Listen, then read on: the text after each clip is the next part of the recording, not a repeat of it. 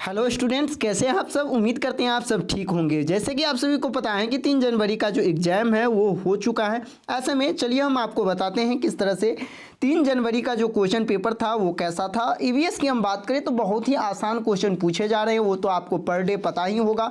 जिस तरह से एनसीईआरटी बेस से क्वेश्चन पूछे जा रहे हैं तो कहीं ना कहीं आपके लिए बहुत ही आसान क्वेश्चन हो जाते हैं। जैसे कि आज के प्रश्न में ये पूछा गया था कि कौन सा जानवर है जिनके दांत बढ़ते रहते हैं। तो आपको भी पता है गिलहरी की जो दांत होते हैं वो बढ़ते रहते हैं, जिसके कारण वो किसी चीज़ को जो है कटकटाते रहते हैं, जिससे कि उसका दांत जो है घिसते रहता है, जिसके कारण वो जो है हमेशा दांत को कटकटाते रहते हैं। और आपको भी पता है और इसके जो दांत हैं वो बढ़ते रहते हैं। तो इसका जो राइट आंसर भी हो जाएगा वो आपका गिलहरी हो जाएगा। वही आपको सांप से रिलेटेड पर डे जो कहीं ना कहीं जो आप 2-3 दिन के बाद देखेंगे तो किसी न किसी शिफ्ट में आपको, चाहे वो सांप से रिलेटेड, सांप का जो आपको हांगकांग में मिलने वाली जो सांप के मांस होते हैं वो उससे रिलेटेड पूछे, या फिर सांप के बारे में विशेषता कितने प्रकार के सांप भारत में पाए जाते हैं जहरीले, वो क्वेश्चन हो। लेकिन आज जो है सांप के दांत के बारे में पूछा गया था कि उनके दांत कैसे होते हैं। तो आपको भी पता है दांत खोखले होते हैं, उसमें विष होते हैं या नहीं होते, इन सब के बारे में कुछ देखिए। इस बार का जो क्वेश्चन आ रहा है, जो लोग अभी तक एग्जाम दे चुके हैं उनको तो पता चल गया हो, लेकिन जो अभी एग्जाम नहीं दिए हैं उनको ये पता होगा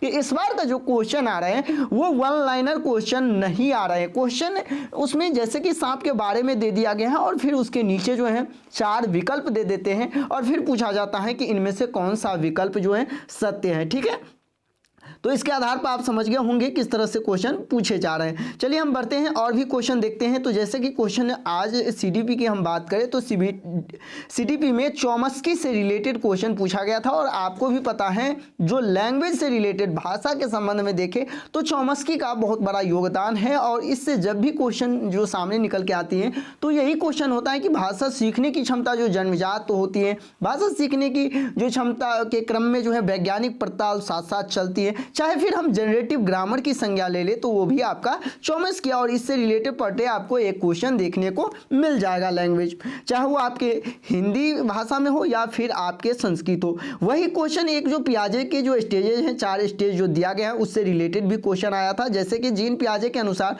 वह अवस्था जिसमें बच्चे 2 वस्तुओं के बीच में विभेद करने लगते हैं या वर्गीकरण करने लगते हैं, ये कौन सा स्टेजेज होते हैं। और देखिए जीन पियाजे से रिलेटेड पर डे क्वेश्चन सामने निकल के आती है, उनमें 4 विकल्प भी दे दिए जाते हैं और पूछा जाता है कि कौन कौन विकल्प जो है इसमें सही है। और नीचे में आपको ऑप्शन देगा ए, बी और सी सही है, सी और डी, इस तरह से आपको क्वेश्चन देखने को मिलेगा। तो कहीं ना कहीं इस बार जो एग्जाम ले रहे हैं सीटेट, इसमें तो आपको एक चीज़ जरूर देखना होगा कि यदि आप अच्छे से नहीं अपनी तैयारी को किए हैं, कहीं ना कहीं यदि आप वन लाइनर क्वेश्चन पे ही सिर्फ फोकस किए हैं तो कहीं ना कहीं आपका एग्जाम जो है खराब हो सकता है। लेकिन जो लोग किसी भी चीज़ को कंसेप्ट अच्छा से तैयारी किए हैं, कंसेप्ट उनका अच्छा है, चाहे वो जीन पियाजे की थ्योरी के बारे हो या कोलवर्क का थ्योरी हो या कोई भी थ्योरी हो, उसके बारे में यदि आपका कंसेप्ट क्लियर है तो निश्चित तौर पर आपका एग्जाम अच्छा ही जाएगा।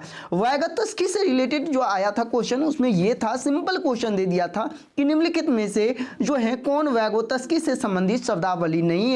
उसमें आपका जो था स्कैफोल्डिंग भी था, समीपस्थ विकास का सिद्धांत भी था, एक और भी ऑप्शन था, और एक ऑप्शन जो था वो निगेटिव था जो वायगोत्स्की से रिलेटेड नहीं था। ठीक है, इसके बाद जो क्वेश्चन आया था वो समावेशी शिक्षा से। देखिए समावेशी शिक्षा से जो क्वेश्चन आता है वो आपको, जैसे कि मैं, देखिए कोई भी स्टूडेंट जो है पूरे क्वेश्चन नहीं बता सकता है। इसका रीजन ये है क्योंकि मैं एग्जाम को देख चुका हूँ, किस तरह से क्वेश्चन आ रहा है पूरे जो है इस बारे में अवगत हो चुका हूँ, इसलिए कोई भी स्टूडेंट आपको पूरे क्वेश्चन नहीं बता सकते। जैसे कि देखिए इसमें ये जो है समावेशी शिक्षा से प्रश्न, तो अब होता क्या है, समावेशी शिक्षा के बारे में निम्न में से कौन कथन सही है। अब क्या होता है, समावेशी शिक्षा के बारे में वन लाइन का एक ऑप्शन, फिर दूसरा ऑप्शन में फिर कुछ, तीसरा में और भी कुछ दे दिया गया, और चौथा ऑप्शन में कुछ और भी दे दिया गया। फिर इसके नीचे आपको ऑप्शन में देगा कि 1 और 4 सही है, 1 और 3 सही है, 2 और 4 सही है।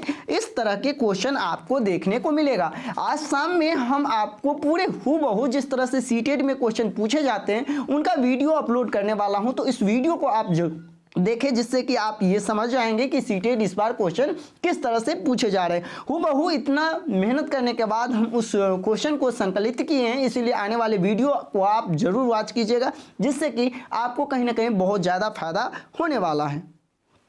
इसके बाद जो क्वेश्चन आया था वो प्रगतिशील शिक्षा से रिलेटेड भी क्वेश्चन था, जो आपको भी पता है जॉन डीवी का जो अपना शिक्षा था, प्रगतिशील शिक्षा जो लैब विद्यालय को समर्थित करते हैं, इनसे रिलेटेड भी एक क्वेश्चन आया हुआ था। ठीक है, इसके बाद जो क्वेश्चन आया था वो आपको किससे, तो राष्ट्रीय शिक्षा नीति 2020 से। देखिए ये एक ऐसा टॉपिक है इस बार जो कि इससे रिलेटेड अभी तक यदि हम सीटेट की एग्जाम की बात करें तो 100 ऐसे क्वेश्चन होंगे जो पूछ लिया होगा, इससे प्लस हो सकता है लेकिन इससे कम नहीं होगा। तो आप लोग अभी तक यदि राष्ट्रीय शिक्षा नीति 2020 को अभी तक कवर नहीं किए हैं तो इनको जरूर कर ले। ठीक है, चलिए इसके बाद जो और क्वेश्चन पूछा गया था वो ये कि राष्ट्रीय पाठचर्या रूपरेखा 2005। देखिए पहले जिस तरह से हम बात करते थे कि एनसीईएफ 2005 से क्वेश्चन आएंगे, इसके बाद आरटीई एक्ट 2009 से क्वेश्चन आएंगे, तो इससे भी क्वेश्चन। अब इसके बाद एनईपी 2020 से भी आपको क्वेश्चन देखने को मिल रहा है। चाहे हम बात करें आपको और मिड डे मील की बात करें एमडीएम की, तो इससे भी क्वेश्चन आते हैं। सर्व शिक्षा अभियान SSA, इससे भी क्वेश्चन आ रहे हैं। तो ये सब एक ऐसा टॉपिक है जिनको यदि आप कवर कर लेते हैं तो हो सकता है आपके शिफ्ट में इससे रिलेटेड क्वेश्चन देखने को मिल जाएगा। ठीक है, इसके बाद जो क्वेश्चन पूछा गया था वो ये और वेरी सिंपल है, जो आपको भी पता है लर्निंग डिसेबिलिटी से पर डे क्वेश्चन आते हैं, और इसमें ये पूछा गया था कि निम्नलिखित में से कौन से अक्षमता जो गणित से रिलेटेड दर्शा रहे हैं। तो आपको भी पता है लर्निंग डिसेबिलिटी चैप्टर में आपने पूरा पढ़ा होगा कि अफेजिया जो होते हैं वो लेखन संबंधी मौखिक संबंधी अक्षमता है, एलेक्सिया और डिसलेक्सिया जो हैं वो आपको पठन से संबंधी अक्षमता है। वही हम डिसलेक्सिया की बात करें तो ये भी पठन से संबंधित है, लेकिन डिस्कैलकुलिया जो है वो आपका किससे रिलेटेड है, तो गणित संबंधी अक्षमता से रिलेटेड। तो आप लोग लर्निंग डिसेबिलिटी चैप्टर को अच्छे से पढ़ ले, क्योंकि प्रत्येक शिफ्ट में लर्निंग डिसेबिलिटी से एक क्वेश्चन आपको देखने को ही मिलेगा।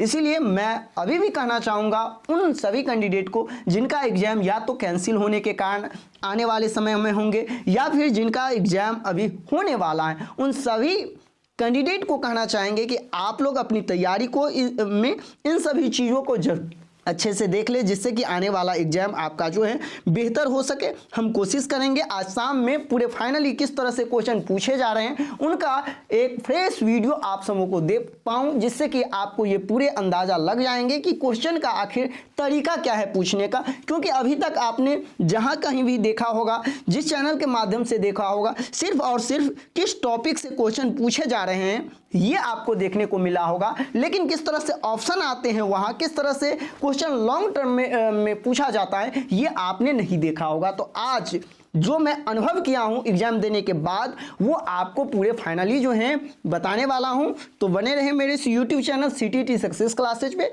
आपको यहाँ सभी इंफॉर्मेशन समय मिलता रहेगा। धन्यवाद।